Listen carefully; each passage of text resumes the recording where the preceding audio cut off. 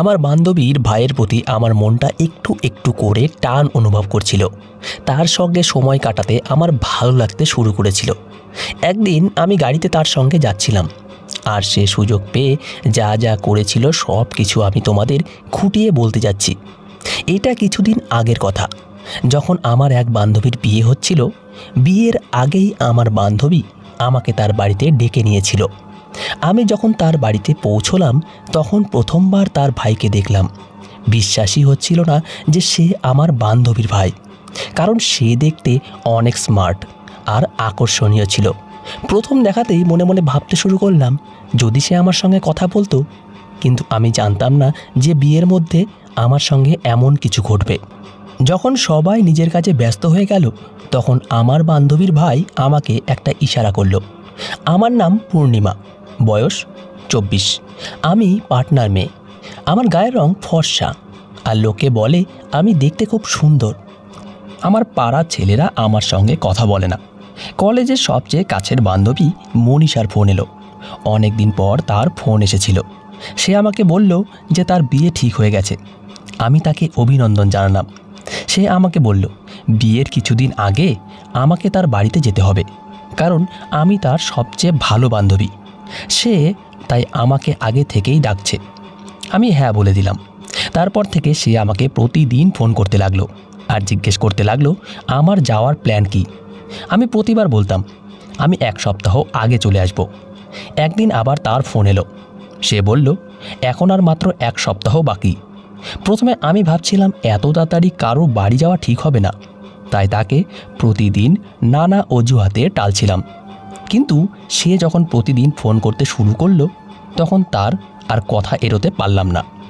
শেষে তাকে বললাম ঠিক আছে, আমি আজ সন্ধ্যার মধ্যে রওনা দিচ্ছি।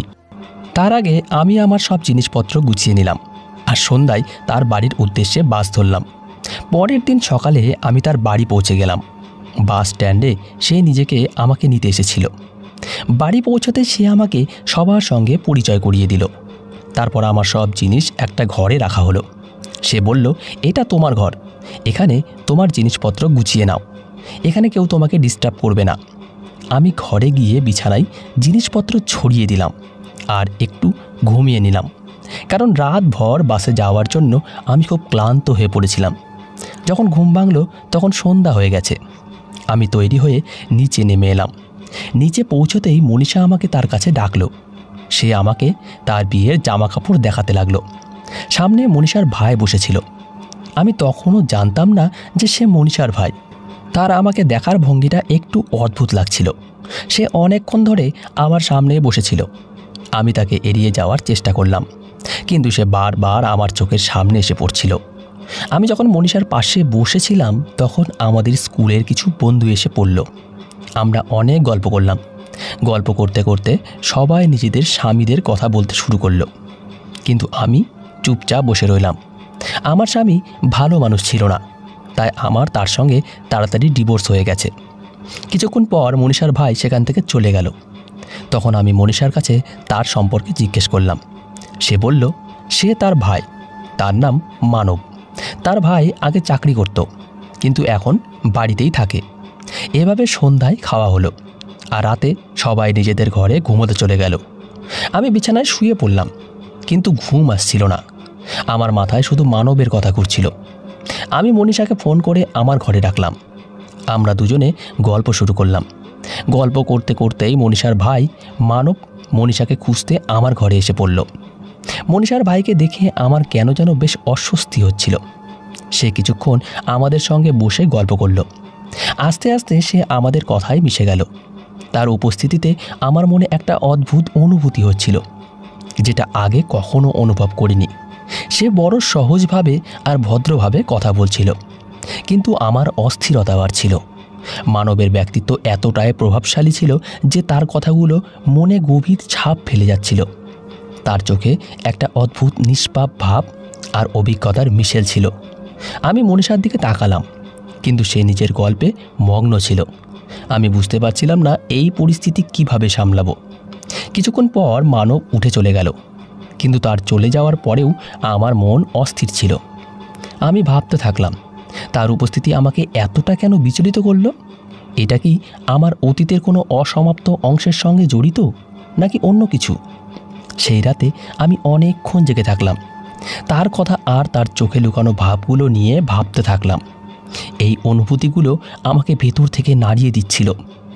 সে রাতে বড় কষ্টে ঘুমালাম। সকালে মনীষা আমাকে ডেকে তুলল, বলল, নাস্তা তৈরি। আমি অনিচ্ছা সত্ত্বেও তৈরি হয়ে নিচে গেলাম। মানব তখনই সেখানে ছিল। আমাকে দেখে সে হালকা হাসল, আর তার এই সাধারণ ইশারায় আমি আরও অস্বস্তিতে পড়লাম। নাস্তা করলাম, কিন্তু মনে অনেক প্রশ্ন ঘুরছিল। সেদিন মনীষা আমাকে বাজারে যাওয়ার জন্য বলল। আমরা দুজন বাজারে গেলাম, অনেক কেনাকাটা করলাম, কিন্তু আমার মন বারবার মানবের দিকে টানছিল। এটা কি ঠিক? আমার কি তার সম্পর্কে এভাবে ভাবা উচিত? আমার মন আর হৃদয়ের মধ্যে যেন একটা লড়াই চলছিল। সন্ধ্যায় যখন বাড়ি ফিরলাম, মানব বাগানে বসেছিল। মনীষা আমাকে তার পাশে বসতে বলে নিজের ভেতরে চলে গেল। এই প্রথম আমি মানবের সঙ্গে একা কথা বলছিলাম। সে আমার কাজ, আমার পছন্দ আর আমার জীবন নিয়ে অনেক কথা জিজ্ঞেস করলো। তার কথা শুনে মনে হচ্ছিল যেন সে আমাকে বোঝার চেষ্টা করছে, আর সহজ ভাব আর ভদ্রতা আমাকে আরও মুগ্ধ করল। আমি তাকে আমার ডিভোর্স আর অতীতের কিছু অভিজ্ঞতার কথা একটু একটু বললাম। সে বড় ধৈর্য নিয়ে সব শুনল। তার মুখে কোনো বিচার বা সমালোচনার ভাব ছিল না, শুধু একটা গভীর বোঝাপড়া ছিল। সে রাতে যখন আমি ঘুমোতে গেলাম, তখন বুঝলাম আমি তার সম্পর্কে না চাইতেও বেশি ভাবছি। এই অনুভূতিগুলো আমার কাছে নতুন ছিল, কিন্তু সঙ্গে ভয়ও লাগছিল। এটা কি ঠিক? এটা কি শুধু আমার একাকিত্বের ফল, নাকি অন্য কিছু? পরের দিন থেকে আমি মানবের সঙ্গে কথা বলা এড়িয়ে চলতে লাগলাম, কিন্তু তার উপস্থিতি আমি তবু টের পাচ্ছিলাম। আস্তে আস্তে আমার মনের জট বাড়তে লাগলো। কয়েকদিন কেটে গেল, কিন্তু আমার মনের উথাল পাথাল থামল না। আমি যতই মানব থেকে দূরে থাকার চেষ্টা করলাম, ততই তার উপস্থিতি আমাকে কাছে টানছিল। মনীষা হয়তো আমার মনের অবস্থা বুঝতে পেরেছিল, কিন্তু কিচ্ছু বলেনি। একদিন সে আমাকে জিজ্ঞেস করলো, তুমি ঠিক আছো তো? আমার মনে হচ্ছে তুমি কিছু নিয়ে চিন্তিত। আমি তার কথা এড়িয়ে গিয়ে বললাম, সব ঠিক আছে। কিন্তু মনীষা জোর দিয়ে বলল, যদি কিছু থাকে তাহলে আমাকে বলতে পারো। তার গম্ভীরতা দেখে আমার মন ভারী হয়ে গেল, কিন্তু আমি মানবের কথা তাকে বলার সাহস জোগাড় করতে পারলাম না। সেই সন্ধ্যায় মনীষা একটা ছোট্ট পার্টির আয়োজন করেছিল। সেখানে কিছু পুরনো বন্ধু আর পরিবারের লোকজন এলো। আমিও তৈরি হয়ে পার্টিতে গেলাম। পার্টির মাঝে আমি লক্ষ্য করলাম মানব বারবার আমার দিকে তাকাচ্ছে। তার চোখে এমন কিছু ছিল যা আমাকে ভেতর থেকে নাড়িয়ে দিচ্ছিল। যখন সবাই ব্যস্ত হয়ে গেল, আমি একটু একা থাকতে বাগানে চলে গেলাম। সেখানে ঠান্ডা হাওয়া বইছিল। আমি ভাবলাম একা থাকলে হয়তো মনের জট কিছুটা কমবে। তখনই হঠাৎ মানবও সেখানে চলে গেল। সে বলল, তুমি কি একটু চিন্তিত মনে হচ্ছে? যদি চাও আমার সঙ্গে কথা বলতে পারো। তার কণ্ঠে সে শান্ত করা গভীরতা ছিল। আমি প্রথমে চুপ থাকলাম, কিন্তু তারপর মনের ভার হালকা করার জন্য কথা বলতে শুরু করলাম। আমি তাকে আমার একাকিত্ব, আমার ডিভোর্স আর সেই শূন্যতার কথা বললাম, যেটা আমাকে সব সময় ঘিরে থাকে। মানব বড় মন দিয়ে আমার কথা শুনল। তারপর বলল, জীবনে কিছু সম্পর্ক আমাদের ভাঙে, কিন্তু কিছু সম্পর্ক আবার জোড়াও দিতে পারে। আমাদের শুধু সঠিক সময় আর সঠিক মানুষের জন্য অপেক্ষা করতে হয়। তার কথাগুলো আমার হৃদয় ছুঁয়ে গেল। সেই মুহূর্তে আমার মনে হলো হয়তো আমি মানবের সঙ্গে একটা অদ্ভুত সংযোগ অনুভব করতে শুরু করেছি। তার কথায় একটা গভীর বোঝাপড়া ছিল, যেটা আমাকে শান্তি দিচ্ছিল। সে রাতে আমি অনেকক্ষণ জেগে রইলাম। মনের মধ্যে একটা অস্থিরতা ছিল, কিন্তু সেই অস্থিরতাও মধ্যেও একটা অদ্ভুত শান্তি মিশেছিল। আমি বুঝতে পারছিলাম না এটা ঠিক না ভুল, তবে এটা জানতাম যে আমার হৃদয় এখন মানবের দিকে ঝুঁকছে। তারপরের দিনগুলোতে আমি ছোটোখাটো প্রতিটা বিষয়ে মানবের কথা ভাবতে শুরু করলাম। নিজেকে প্রশ্ন করলাম, এটা কি শুধু একটা আকর্ষণ, নাকি আমি সত্যিই তার জন্য কিছু অনুভব করছি? আমার মনটা ঠিক কী চায়, আর এটা কোথায় গিয়ে ঠেকবে, এটা বোঝার দরকার ছিল। মানবের প্রতি আমার অনুভূতি দিন দিন বাড়ছিল, আর এই ব্যাপারটা আমাকে ভেতর থেকে জট পাকিয়ে ফেলেছিল।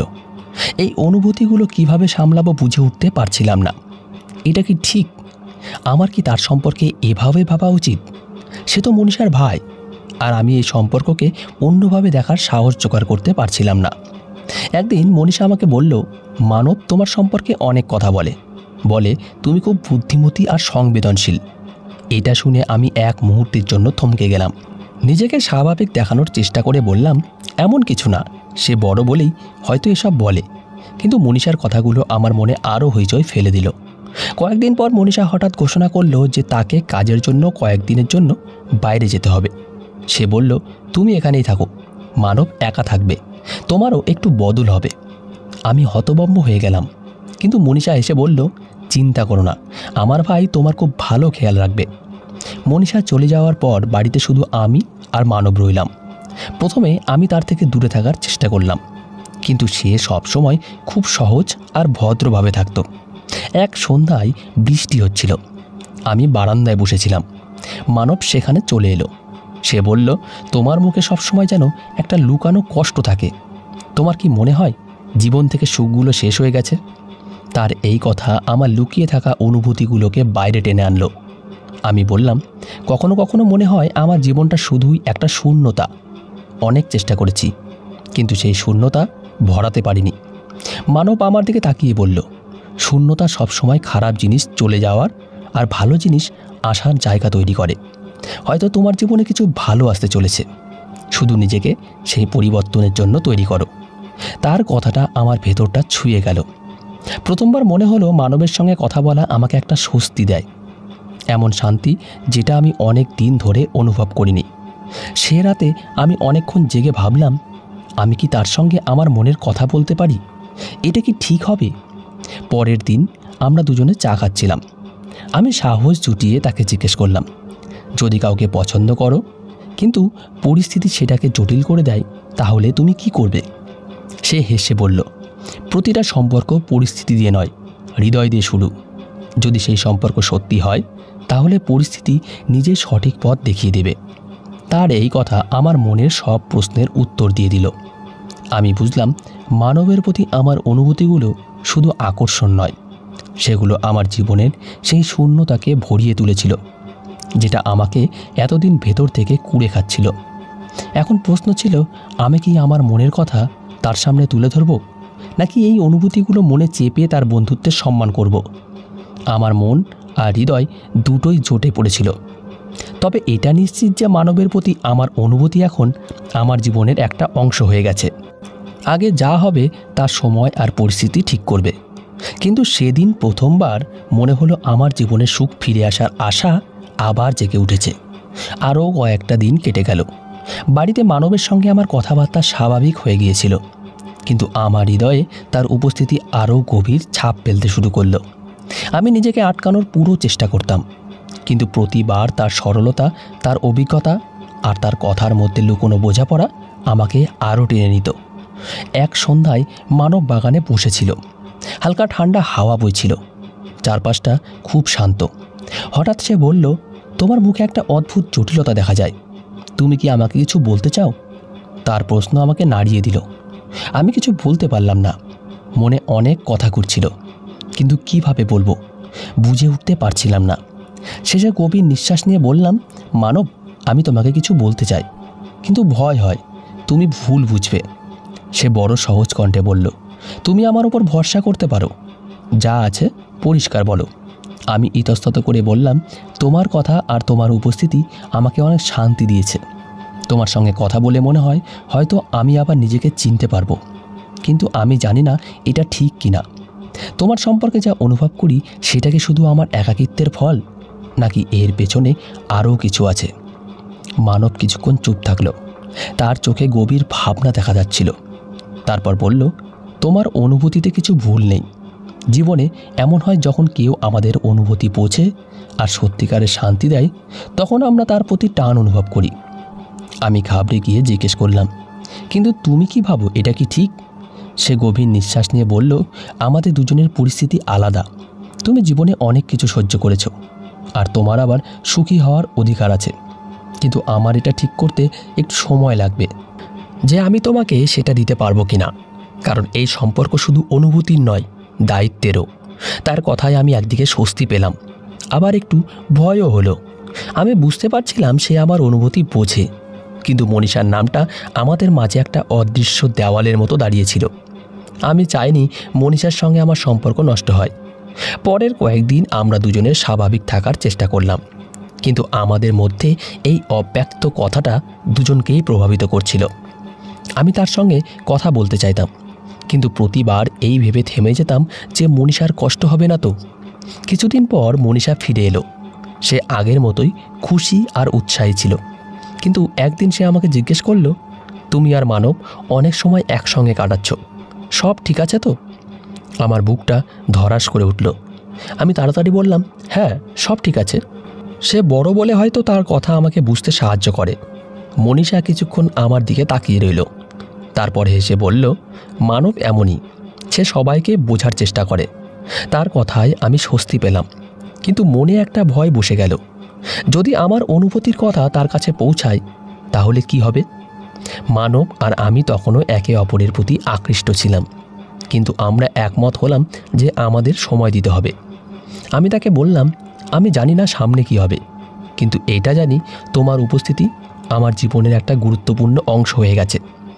মানব হেসে বলল, যদি আমাদের অনুভূতি সত্যি হয় তাহলে সময় নিজেই পথ দেখাবে। আপাতত আমাদের এটাকে এখানেই রাখা উচিত, আর পরিস্থিতি খারাপ করা থেকে বাঁচতে হবে। এটা শুনে আমার একটু শান্তি হলো, তবে মনে আশা জেগে রইল যে হয়তো একদিন সব ঠিক হয়ে যাবে।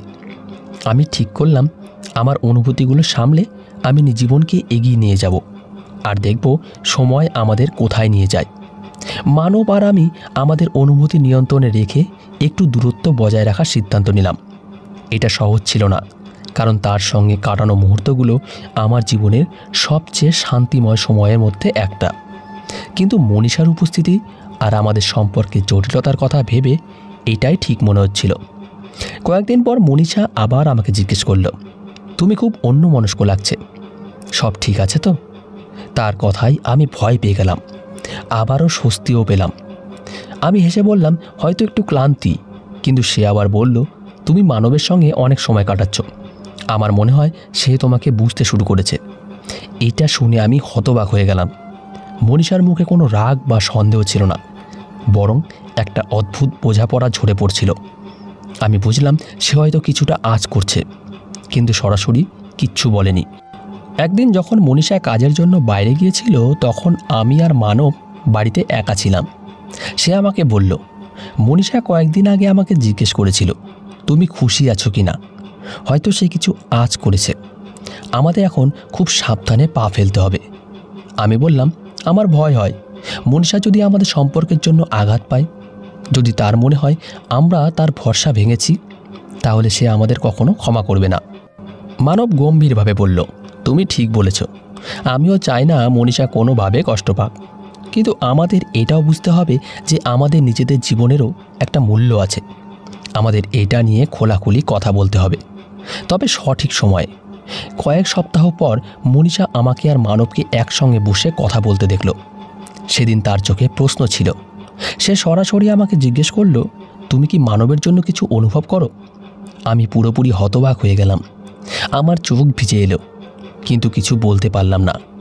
মানব তখন মনীষাকে শান্ত করে বলল, তোমার বন্ধু তোমার কাছে খুব বিশেষ, আমাদের মধ্যে একটা সংযোগ আছে যেটা কথায় বোঝানো কঠিন। তবে আমি এটাও বুঝি যে এই পরিস্থিতি তোমার কাছে অদ্ভুত লাগতে পারে। মনীষা কিছুক্ষণ চুপ করে রইল, তারপর আমাকে বলল, তুমি আমার কাছ থেকে এটা লুকিয়েছ কেন? ভেবেছিলাম আমি বুঝবো না।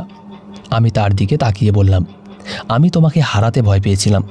তোমার বন্ধুত্ব আমার কাছে সবচেয়ে গুরুত্বপূর্ণ। আমি চাইনি তুমি ভুল বোঝো। মনীষা গভীর একটা নিঃশ্বাস নিয়ে বলল, এটা একটু অদ্ভুত বটে, তবে যদি তুমি আর মানব একে অপরের সঙ্গে খুশি থাকো তাহলে আমার কোনো আপত্তি নেই। আমি শুধু চাই তুমি দুজনে সৎ থাকো। সেদিনের পর থেকে জিনিসপত্র আস্তে আস্তে বদলাতে শুরু করলো। মনীষা আমাদের সম্পর্ক মেনে নিল, যদিও তাকে এটা বুঝতে একটু সময় লাগলো। আমি আর মানবও আমাদের সম্পর্ককে আরও স্পষ্টতা আর বোঝাপড়া দিয়ে এগিয়ে নেওয়ার সিদ্ধান্ত নিলাম। এখন আমাদের সম্পর্ক শুধু অনুভূতি নয়, বরং পরিপক্কতা আর পারিবারিক সম্মানের প্রতীক হয়ে উঠেছিল। আমি নিজেকে শিখিয়েছিলাম যে ভালোবাসা যে কোনো রূপে আসতে পারে, আর যদি সেটা সত্যি হয় তাহলে তাকে গ্রহণ করতে কোনো দ্বিধা করা উচিত নয়। আগামী দিনগুলোতে আমাদের সম্পর্ক একটা নতুন দিকে মোড় নিল। আমরা দুজনে নিজেদের দায়িত্ব পালন করতে করতে আমাদের সম্পর্ককে একটা সম্মানজনক জায়গায় নিয়ে গেলাম। মনীষাও আমাদের সঙ্গে ছিল, আর তার সাহায্য আমাদের জীবনকে আরও সুন্দর করে তুলল। মনীষার বোঝাপড়া আর সমর্থনের পর আমাদের সম্পর্ককে আস্তে আস্তে একটা স্থিতিশীল আর সুখের দিকে এগোতে লাগলো। শুরুতে মনীষার এই নতুন পরিবর্তনের সঙ্গে তাল মেলাতে একটু সময় লেগেছিল, কিন্তু সে প্রতিটা পদক্ষেপে আমার আর মানবের পাশে থেকেছে। মনীষার মেনে নেওয়ার পর সবচেয়ে বড় চ্যালেঞ্জ ছিল পরিবার আর সমাজকে এই সম্পর্কের কথা জানানো। আমি আর মানব ঠিক করলাম আমরা এই সম্পর্ককে ধীরে ধীরে সবার সামনে আনব। প্রথমে আমি আমার পরিবারকে বললাম। আমার মা শুরুতে একটু অবাক হলেন, কিন্তু আমার খুশি আর মানবের প্রতি আমার গভীর সম্মান দেখে তিনি এটা মেনে নিলেন। তিনি আমাকে বললেন, তুমি জীবনে অনেক কষ্ট দেখেছ, যদি এই সম্পর্ক তোমাকে সুখ দেয় তাহলে আমাদের কোনো আপত্তি নেই। মানবও মনীষার বড় বোন আর অন্য আত্মীয়দের সঙ্গে এটা নিয়ে কথা বলল। প্রথমে লোকের কাছে এই সম্পর্কটা অস্বাভাবিক লাগলো, কিন্তু মানবের শান্ত আর ভরসাযোগ্য ব্যক্তিত্ব আর আমাদের পারস্পরিক সম্মান দেখে আস্তে আস্তে সবাই এটা বুঝতে আর মেনে নিতে শুরু করলো। এখন আমাদের সম্পর্ক শুধু দুজনের মধ্যে সীমাবদ্ধ ছিল না, এর সঙ্গে পরিবার আর সমাজের দৃষ্টিভঙ্গি জড়িয়েছিল। মানবের সঙ্গে জীবনকে নতুনভাবে বাঁচার অভিজ্ঞতা আমার কাছে অমূল্য ছিল। মানব আমার অনুভূতিগুলো গভীরভাবে বুঝত। সে আমার অতীতের কষ্টকে আর স্নেহ আর অভিজ্ঞতা দিয়ে ভরিয়ে তোলার চেষ্টা করত। আমিও তার একাকিত্বের সঙ্গী হয়ে উঠলাম। আমরা দুজনে একে অপরের অভাব আর ভাঙা অংশগুলো বুঝে পূরণ করার চেষ্টা করলাম। মনীষা এখন আমাদের সম্পর্কের একটা অবিচ্ছেদ্য অংশ হয়ে গিয়েছিল। সে প্রায়ই হেসে বলতো, ভাই, এখন আমার বন্ধু তোমার সঙ্গেই বেশি কথা বলে।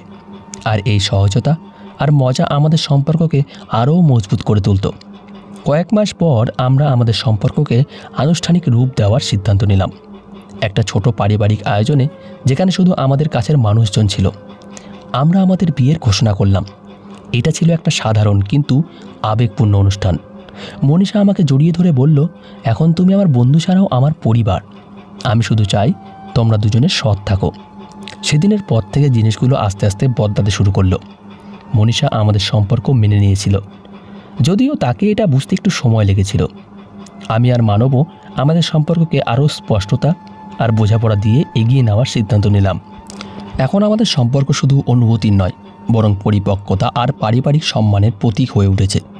আমি নিজেকে শিখিয়েছি যে ভালোবাসা যে কোনো রূপে আসতে পারে, আর যদি সেটা সত্যি হয় তাহলে তাকে গ্রহণ করতে কোনো দ্বিধা করা উচিত নয়। আগামী দিনগুলোতে আমাদের সম্পর্ক একটা নতুন দিকে এগোলো। আমরা দুজনে নিজেদের দায়িত্ব পালন করতে করতে আমাদের সম্পর্ককে একটা সম্মানজনক জায়গায় নিয়ে গেলাম। মনীষা আমাদের সঙ্গে ছিল, আর তার সমর্থন আমাদের জীবনকে আরও সুন্দর করে তুলল। তো বন্ধুরা, আজকের গল্পটি এই পর্যন্তই। আশা করি আপনাদের এই গল্পটি পছন্দ হয়েছে। গল্পটি পছন্দ হলে ভিডিওটিকে একটি লাইক আর চ্যানেলকে নতুন হলে সাবস্ক্রাইব করে দেবেন। ধন্যবাদ সবাইকে। ভালো থাকবেন, সুস্থ থাকবেন।